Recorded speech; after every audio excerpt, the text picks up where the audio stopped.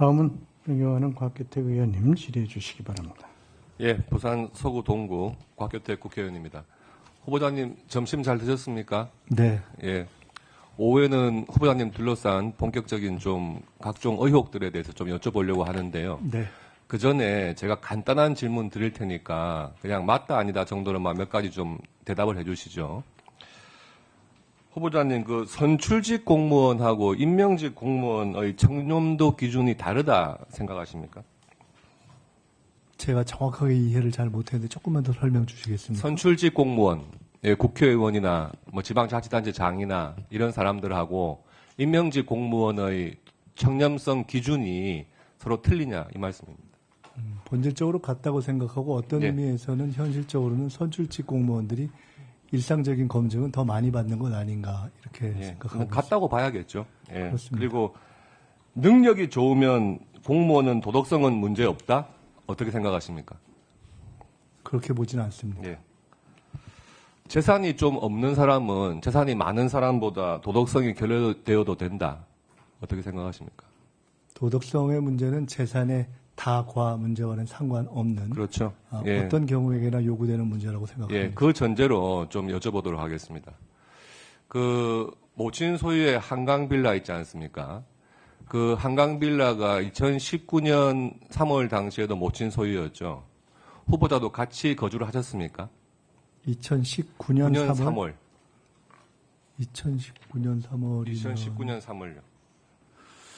2019년 3월이면은 아마 제가 정확하게 일자를 확인해야 되는데 그때쯤이면 저희 어머니가 아마 낙상을 하셔서 그때 전후에서 아마 거기가 4층 걸어 올라가는 예. 빌라였어요. 그 5월에 지금 배우자 되시는 분이 그 당시에는 배우자가 아니셨는데 네. 그해 5월에 여기 전세를 들어오시는 걸로 돼 있거든요. 네, 맞습니까? 그러면 맞습니다. 예. 그때쯤 아마 그러면 그 낙상하셔서. 한강 빌라에 2019년 3월 달에 그 세를 들어왔던 법인이 있어요. 네. 법인이 있는데 그 법인의 그 운영하는 분이 이하경 씨라고 있는데 아시는 사이죠? 네, 그렇습니다. 예. 그러면 그게 저 법인으로 2019년 3월 달에 전세 계약은 체결했지만 이거는 뭐 법인으로 된 전세 계약이니까 실거주자는 이하경 씨로 알고 있었습니까? 실제로 거주하려고 하는 사람은? 그것은 거주 목적이 아니고 그분이 계약을 했는데 그 당시에는 그 빌라가 좀 오래된 빌라이긴 하지만은 옛날 빌라에서 조금 넓어서 일종의 무슨 쉐어하우스인가 무슨 약간의 그런 사업을 하려고 계약을 했던 것으로 제가 들었고요. 그랬다가 그것이 그 집이 좀 낡고 수리비도 많이 들고 해서 적당치 않다라고 판단하는 본인의 판단과 마침 그때 제가 결혼하기 전에 지금 저희 아내가 그 경기도에서 서울로 와야 되는데 사실은 길고양이를 좀 많이 이렇게 거둬서 고양이가 좀 이렇게 있어야 되는 공간이 넓은 그 집이 좀 방이 많습니다. 그래서 그 두 가지가 겹쳐서 이하경 씨는 조건이 안 맞아서 정리를 해야 되고 저희 사람은 그때 제 결혼전인데 들어와야 되는 이것이 맞아서 예. 바뀐 것으로. 어제 이거 슬라이드 좀 띄워주시죠. 어제 한 언론사의 보도에 그 2019년 3월, 5월 그 무렵에 그 모친 소유의 한강 빌라 말씀하신 그 제일 위층 거기에 인테리어 공사가 진행됐다 이렇게 보도가 됐는데 그 내용 보셨습니까? 보진 못했습니다. 그러면 그 당시에 인테리어 공사 한 거는 맞습니까? 맞을 겁니다. 맞아요. 네. 그러면은 지금 2019년 3월 달에 원래 1년 계약으로 들어와서 살려고 하던 그 원래 계약자는 한 2달 만에 빠져나가고 5월 달에 지금 후보자의 뭐 배우자가 되실 분이 거기로 들어왔다는 것 아닙니까? 네. 그리고 한 1년 뒤에는 지금의 장모님이 또 이렇게 임차를 해요. 그러면은 2달 만에 계약 해지를 하고 배우자가 임차를 하시고 1년 뒤에는 또 장모님이 임차를 한단 말이에요. 그런데 지금 후보자께서 내신 자료에는 이 이산지로부터 어떤 그 2억이라고 하는 전세 보증금이 과연 입금됐었는지 또 그것을 배우자가 들어오실 때 이산지의 2억 원을 반환을 했는지 그리고 배우자께서 그 어머님한테 정당한 2억 5천만 원의 임차 보증금을 제공을 했는지 그런 계좌 내역은 전혀 지금 뭐 제출이 안 되고 있는 상태란 말이에요.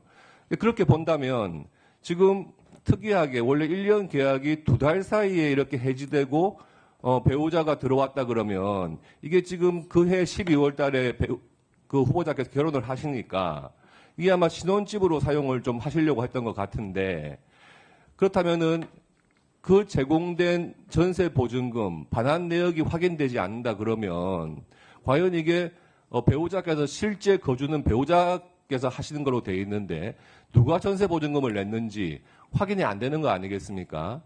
이 부분에 대해서 당연히 이렇게 표를 본다면 당연히 이산지의 그 이하경 씨 후보자하고는 프로보노 코리아라고 하는 법인의 이사관계로도 아주 친분이 있으시고 또 건설업자기도 하고 이분이 배우자가 내야 될 전세 보증금을 대신 내주고 반환받지 않은 것이 아닌가 하는 의심이 첫째 들고요. 두 번째, 인테리어 공사를 한 게 맞다 그러면 인테리어 공사를 한다 그러면 최소한 몇 천만 원이 들 거 아닙니까? 그러면은 2달 사이에 그 집을 다시 나가면서 인테리어 공사한 비용에 대해서 어떤 정산이 안 됐다 그러면 최소한 그 인테리어 해준 것 정도는 그 금액만큼은 또 후보자께 제공한 것이 아닌가 이런 생각이 자연스럽게 든단 말이에요. 어떻게 생각하세요?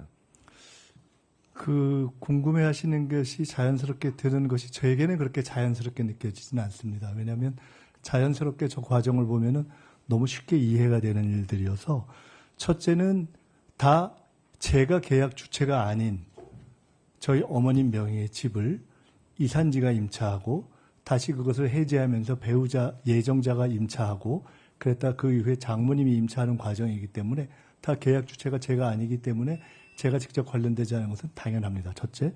두 번째로 각각 계약 주체가 전환되는 이유도 대단히 당연합니다.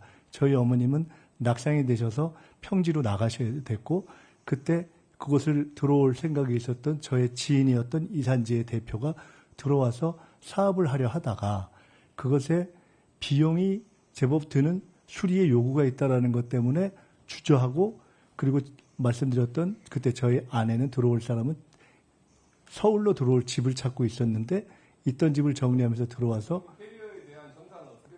네 잠깐만요. 그거 말씀드리겠습니다. 들어왔고 그 다음에 중간에 신혼집으로 쓰려 했던 것으로 보인다라는 말씀과 관련해서는 저는 저 집을 신혼집으로 쓸 수가 없는 것이 저는 지역구 국회의원이기 때문에 제 지역구 내에 아무리 작은 집이라도 살아야 되기 때문에 저 집은 신혼집으로 쓸 이유와 계획이 전혀 없었습니다. 그냥 원래 저와 별도로 살고 있었던 제 아내가 자기 집을 정리하고 들어 살다가 다시 저와 합치게 되면서 그 공간을 마침 저희 장인 어른이 병원에 가게 되셔서 병원을 왔다 갔다 해야 되는 수요가 있으셨던 저희 장모님이 들어오셨던 것이고 인테리어는 아주 쉬운 것이 아까 제가 이미 말씀드렸듯이 제법 낡은 집이었기 때문에 그 인테리어 당연히 수요가 있었는데 그 인테리어를 한 것입니다. 아마도 제가 볼 때는 그 인테리어를 한 일정한 액수가 그 이후에 한편으로는 인테리어 비용으로 반영되고 한편으로는 시가에 반영돼서